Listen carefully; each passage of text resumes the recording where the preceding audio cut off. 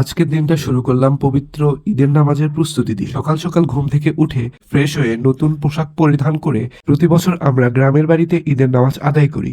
সেখানে আলাদা একটি প্রশান্তি, আপন ভাব থাকে।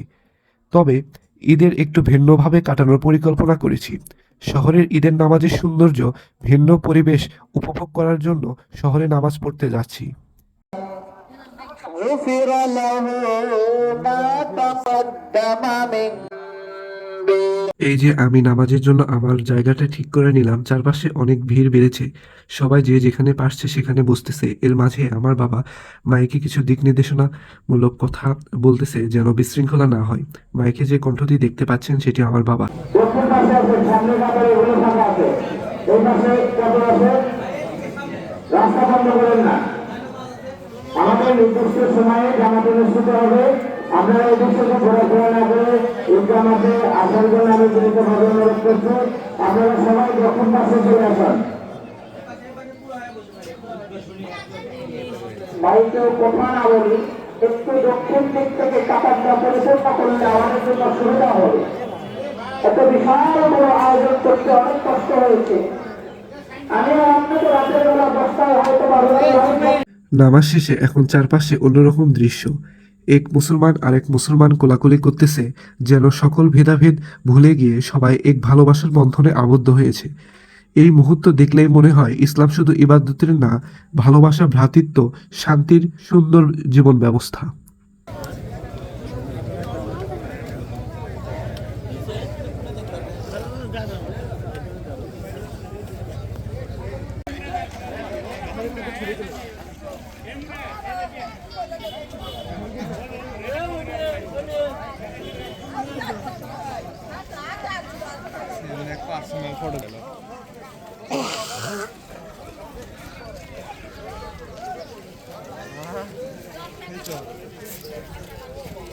ছবি তোলার জন্য এখানে বিশেষ স্থান। হ্যাঁ ভাইয়া, ভালো আছেন ভাই?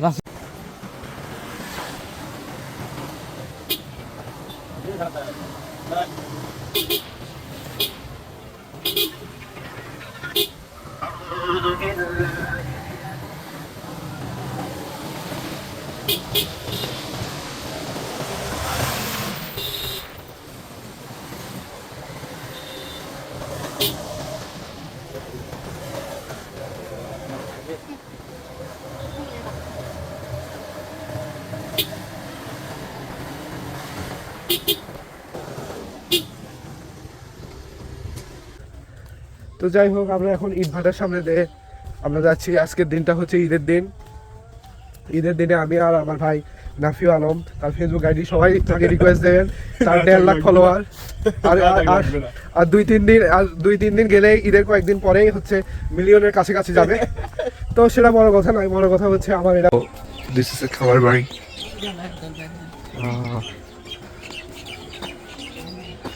তো আমরা খামার বাড়িতে এসেছি, আমি এবং আমার প্রাণপ্রিয় ব্রাদার অরফিন নাফিউ আলম।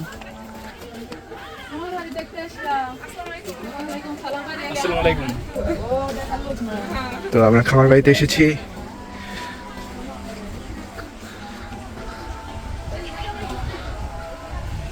তো আমাদের খামার বাড়িতে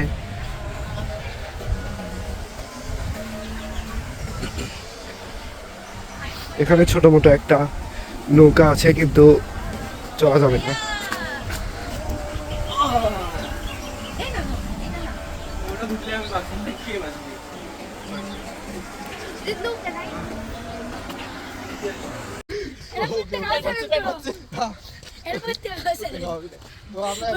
আমরা এই যে খামার বাড়িটা আছে সেই খামার বাড়িটা আমরা পুরোটা ঘুরবো, আমি এবং আমার বড় ভাই। গাছ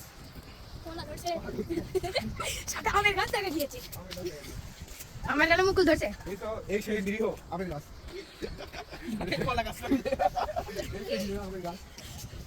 ওই তো কলা গাছ উল্টে গেছে, দেখা কলা গাছ ঝড়ে উল্টে গেছে। কালকে রাত্রে খুবই ধরেছে। ডাক করছে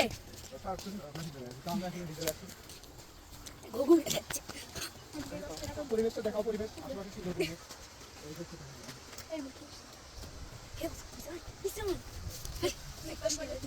সাপ থাকলে সাপেক নিয়ে আমরা ভিডিও ওখানে খরচ আছে কোথায় ওই তো ওখানে খরচ আছে নিজের গবেষণা করেন সাপ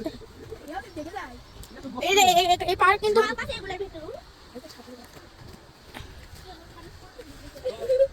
এদিকে যাওয়া যাবে এদিকে যাওয়া যাবে যাওয়া যাবে না ওদিকে অনেক ওই দিক দিয়ে যেতে পারে ওই দিক দিয়ে সবগুলো ঘুরতে পারে আচ্ছা দেখি এদিকে কত দূর যাওয়া যায় নাকি তুমি কি ভয় করতেছ না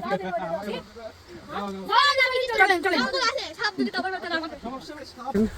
আমাকে এরা কোন দিক দিয়ে আসছে দেখো এরা শোনা যায় আমাজন বনের ভিতর দিয়ে আমাকে নিয়ে আসলো আমাদের কাছে এখন কোনো ব্যাপারই না দেখা গেছে তোমাকে নিজের মধ্যে প্রমাণ আছে আমরা খালি বলছি সাপগুলো ঘোরা দেখাচ্ছি তারা প্রথমে সাপ দেখে ভয় করছে কিন্তু আমি আশ্বাস দিছি যে আমি আসি না আমরা সাপ দেখে